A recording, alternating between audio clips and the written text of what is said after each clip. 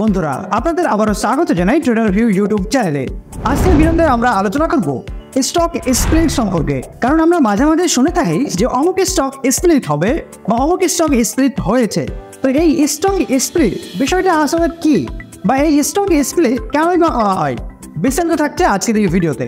তো প্রথমে আমরা জানবো হোয়াট ইজ স্টক স্প্লিট, অর্থাৎ স্টক স্প্লিট কি।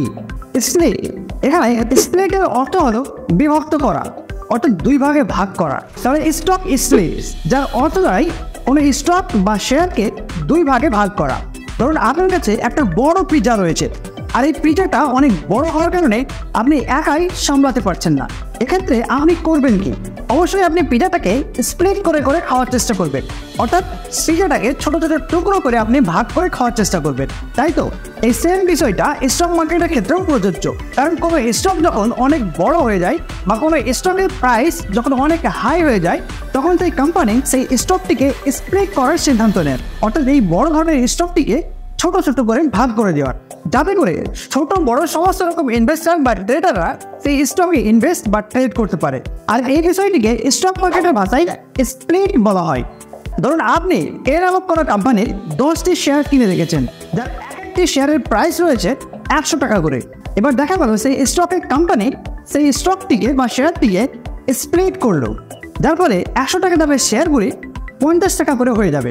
আর এই স্প্লিটের কারণে আপনার শেয়ারগুলি কিন্তু ডাবল হয়ে যাবে। এর মানে হলো আপনি প্রথমত 10টি স্টকের মালিক ছিলেন, কিন্তু স্প্লিট হওয়ার পর আপনার কাছে থাকা প্রতিটি শেয়ার বদলে আপনি আরও একটা করে শেয়ার বেশি পাবেন, যার ফলে আপনার 10টি স্টক ডাবল হয়ে 20টি স্টক এসে দাঁড়াবে। কারণ কোনো শেয়ার স্প্লিট হলে সেই শেয়ারের সংখ্যা বৃদ্ধি পেয়ে যায়, আর শেয়ারের দাম কিন্তু তুলনামূলকভাবে কমে যায় বা হাফ হয়ে যায়।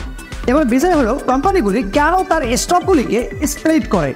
দেখুন, স্টক স্প্লিটের পেছনে অনেক ধরনের কারণ থাকতে পারে, যার মধ্যে সবচেয়ে বড় কারণ হলো সেই স্টকের লিকুইডিটি বাড়ানো।